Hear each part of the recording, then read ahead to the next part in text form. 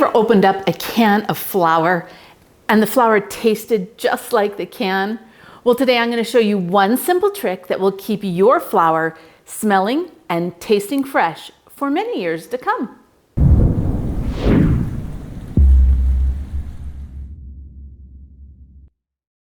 Hey Provident Preppers, I'm Kylene. This week I had two different requests to create a video on the best way to store flour. And this is a great question because quite frankly, if you buy flour in a number 10 can like this, when you open it, it will smell metallic and it will taste metallic. Now there's a really simple fix for that, and this is it. So the flour, this is some flour that we stored in 2020 and we poured it directly into the Mylar bag. Now in the past, what we've found is that even when we store it in Mylar, the taste isn't quite as strong, but you still have plasticky or metallic. Yeah, I just don't like that. But I'm gonna show you a really simple trick to protect that. But one of the things, if you've got your flour stored like this, a super easy thing that you can do to fix that is just to dump the flour in a bowl and put a cloth over the top and leave it out for a few days. And what'll happen is that the smell or the odor will dissipate and it won't be as strong and you'll still be able to use your flour. But today, I'm going to show you the perfect way to store flour so that it doesn't absorb the odor from anything that it touches. There is one other really good way to store flour, and that is in a glass jar, because the glass is perfect and it won't absorb any odors from the glass. All you have to do if you're going to do this is put an oxygen absorber in the bottom, make sure you have an airtight seal, protect it from light and from breaking. Now for me, that's not enough flour for me to feed my family. And so I like to do it in bigger bags. Now, this is a 25-pound bag. You could easily do a 5-pound or a 10-pound in smaller Mylar bag. So size this according to what your needs are. But for me, I think this is perfect. Now let's think about this for a second. The store always sells flour in paper bags. Why is that? Because the paper doesn't transfer odors to the flour. So it is a perfect barrier between the flour and the environment. So we're going to take this fabulous thing that the store's already figured out and we're going to make it better. Now, if we're going to store something long-term, it's best to reduce oxygen. By reducing or eliminating oxygen in that container, you're not going to have any trouble with critters growing in it, and it reduces oxidation, which will degrade your flour over time. So oxygen absorbers are fabulous for that. Now, if I were just to put an oxygen absorber in this paper bag, the paper bag's not airtight, so it wouldn't work. We've got to have the Mylar to protect it from both environmental moisture and to create an airtight container. We're going to use 2000 cc oxygen absorbers from Pack Fresh USA. They're definitely a company that I recommend. I love their oxygen absorbers. But say you didn't have 2000 cc.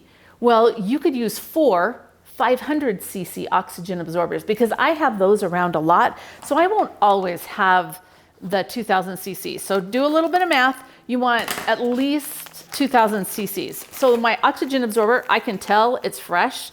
So all I'm going to do is I'm going to slit a little hole in this bag.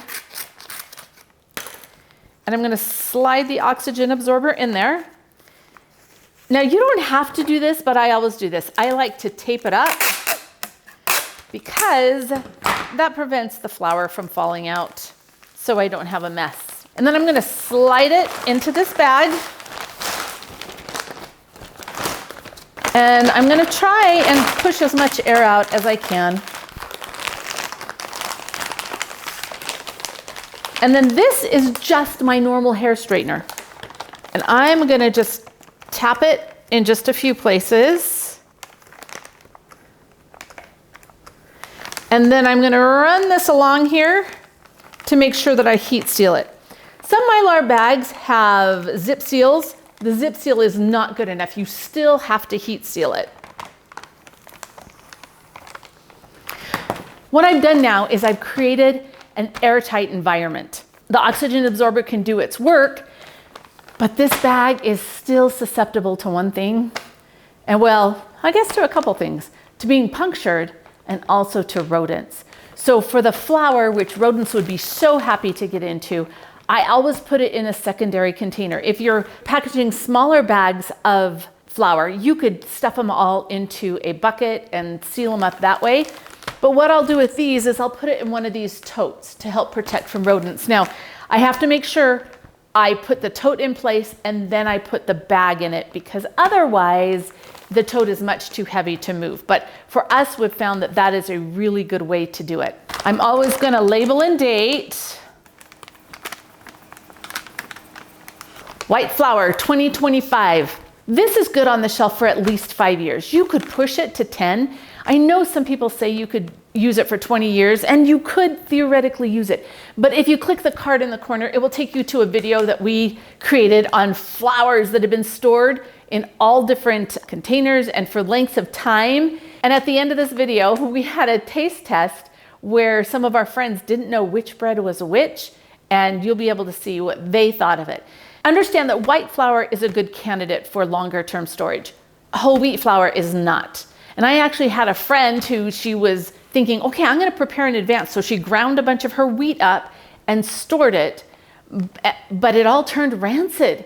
And it only took a few years for it to be rancid and ruined. So we're only talking about storing white flour like this, not other kinds of flour. Each one, you're gonna have to figure that out on your own. Now, there's a few money-saving tips that I would like to share with you.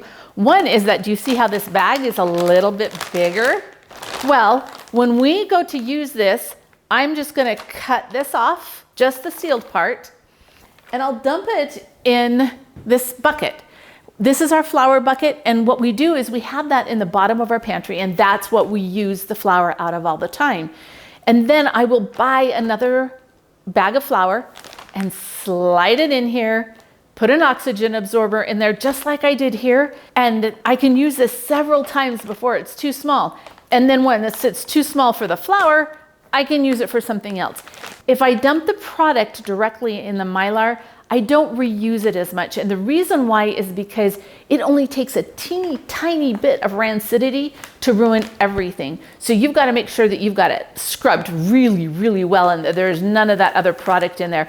But because the flour is protected by the paper bag, I don't have to worry about that. So that's why this is such a fantastic way.